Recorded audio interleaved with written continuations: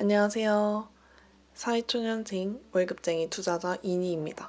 제가 최근에 이직을 하고 벌써 한 달 차가 되면서 새 직장에서 월급을 받게 되었습니다. 제가 이직을 하면서 가장 크게 고민했던 부분이 바로 주거비인데요. 아마 저와 같은 자취를 하는 많은 사회초년생분들의 고민이 주거비 문제일 거라고 생각을 합니다.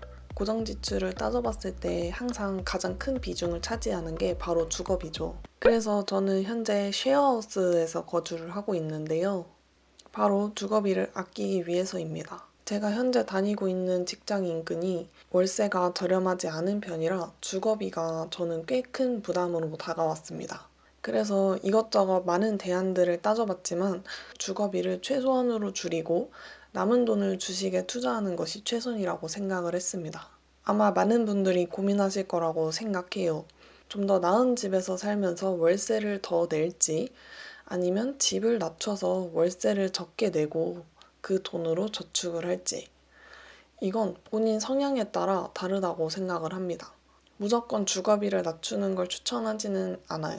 제가 쉐어하우스에 살아보니 무조건 주거비를 낮추는 게 좋은 것만은 꼭 아니더라고요. 제가 느끼기에는 집에서 다양한 취미 활동이나 요리를 하는 분들은 좀 더 쾌적한 환경을 추구하는 게 맞고, 집에서 많은 시간을 보내지 않거나 아니면 집은 잠만 자면 된다라는 마인드를 갖고 계신 분들이라면 주거비에 크게 신경을 쓰지 않는 경우들이 대부분이더라고요. 그래서 오늘은 제가 쉐어하우스에 살면서 느꼈던 점에 대해서 한번 얘기를 해보려고 합니다. 첫 번째는 생각보다 꽤 쾌적하다는 거예요. 사실 우리가 고시원이나 쉐어하우스 이런 경우에는 관리가 잘 안 돼 있을 거라는 생각이 일반적인 것 같아요. 쉐어하우스 경우에는 그보다 좀 더 낫겠지만 그렇지 않은 경우가 일반적이긴 하죠. 네, 제가 이곳에 처음 입주를 했을 때 가장 먼저 든 생각이 생각보다 쾌적하다 였습니다. 이제 고시원처럼 밥과 김치는 제공이 되지 않지만 이제 매주 쓰레기를 청소해주는 분이 계시고 공용 공간을 관리를 해주시다 보니까 공간을 되게 쾌적하게 쓸 수가 있더라고요. 방은 2평 남짓이 안 돼서 좀 많이 좁은 편이지만 방 외에 공유 주방에 이제 스터디 공간도 있고 공간이 되게 잘 꾸며져 있어서 그렇게 답답하거나 집에 있는 시간이 너무 싫게 느껴지진 않았습니다. 그리고 두 번째는 고정 지출이 일정하다는 거예요.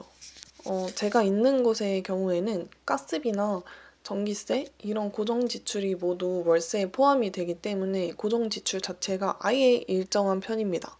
그러다 보니까 매달 들어오는 월급을 관리하기가 매우 쉬울 것 같더라고요.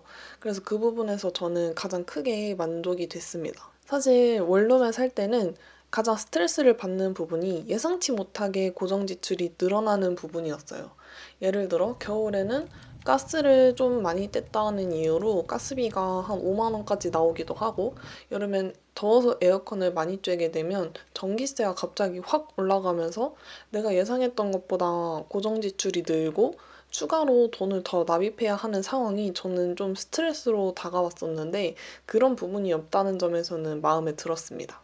그래서 항상 고정 지출이 일정하다 보니까 저처럼 저축을 하거나 재테크를 하려고 하는 사회초년생 분들한테는 이게 크게 나쁘지만은 않다라는 생각이 들었어요. 그리고 세 번째는 돈을 안 쓰게 됩니다. 이게 어떻게 보면은 좋은 점이기도 하고 나쁜 점이기도 한데, 이제 제가 쓸 수 있는 전용 공간이 매우 적다 보니까 물건을 사는 게 굉장히 큰 부담으로 다가와요.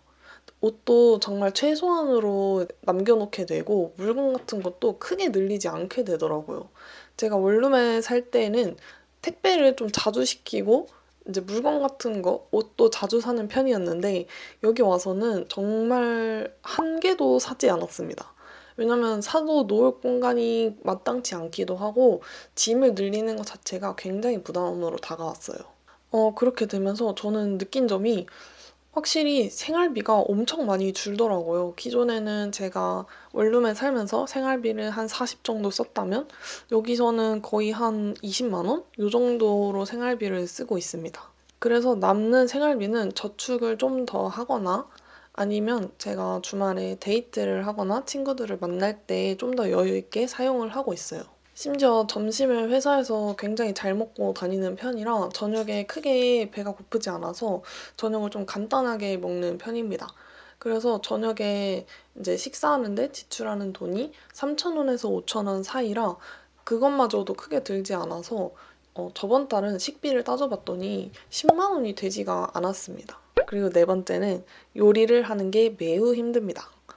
사실 공유 주방이 크게 있다고는 하지만 조리도구나 아니면 식재료 같은 게 잘 갖춰져 있지 않은 상황이기 때문에 이제 요리를 자주 해 드시는 분 같은 경우에는 그게 좀 매우 힘들 수가 있어요. 저 같은 경우가 딱 그런 케이스였는데요. 저는 배달 음식도 아예 안 사 먹는 편이고 편의점도 아예 안 가는 편이라 요리를 집에서 혼자 거의 다 해 먹었는데 그러다 보니까 이런 시스템이 좀 적응이 안 되더라고요. 제가 먹고 싶은 요리를 먹을 수도 없고 냄새가 심한 고기 요리 같은 경우에는 아예 할 수가 없는 상황이라 그 부분이 조금 매우 많이 아쉬웠습니다. 그래서 제가 유튜브에서 많은 고시원 생활하는 분들이나 쉐어하우스 생활하시는 분들이 어떻게 먹는지를 좀 찾아봤었는데 다들 그냥 간편식 위주로 해서 드시더라고요. 그래서 만약 요리를 좋아하시는 분들 같은 경우에는 이 부분이 조금 많이 힘들지 않을까라는 생각을 합니다. 이 네 가지가 제가 생각하는 쉐어하우스의 장단점인데요. 아마 저처럼 저축이나 재테크에 관심 있는 많은 분들의 목표는 경제적 자유일 거라고 생각합니다.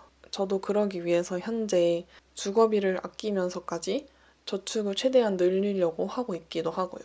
하지만 저는 돈을 모으며 미래에 투자를 하는 것도 좋지만 그렇다고 해서 현재의 즐거움과 이 소중한 20대의 시간을 아무 추억 없이 보내기는 싫더라고요. 그래서 저는 아직 1년 차도 안 된 사회초년생이지만 절약과 즐거움 그 둘 사이의 밸런스를 맞춰가는 과정 중에 있습니다. 제가 투자를 하는 이유는 단순히 경제적 자유가 아니라 제가 좋아하는 일들을 돈 때문에 포기하는 상황을 만들기 싫어서입니다. 언제가 될지 모르는 먼 경제적 자유보다는 그 과정 속에서 느리더라도 안정적인 파이프라인을 만들어 내가 좋아하는 일을 생계 유지라는 현실 앞에 포기하지 않게 만들고 싶습니다. 그래서 제가 좋아하는 일, 잘하는 일에 좀 더 집중하고 제 삶에 더 투자하기 위해 재테크를 합니다. 만약 제 유일한 수입원이 월급이라면 항상 월급만 바라보며 어쩔 수 없는 저성장 시대에 불평만 하고 있었을지도 모르겠습니다.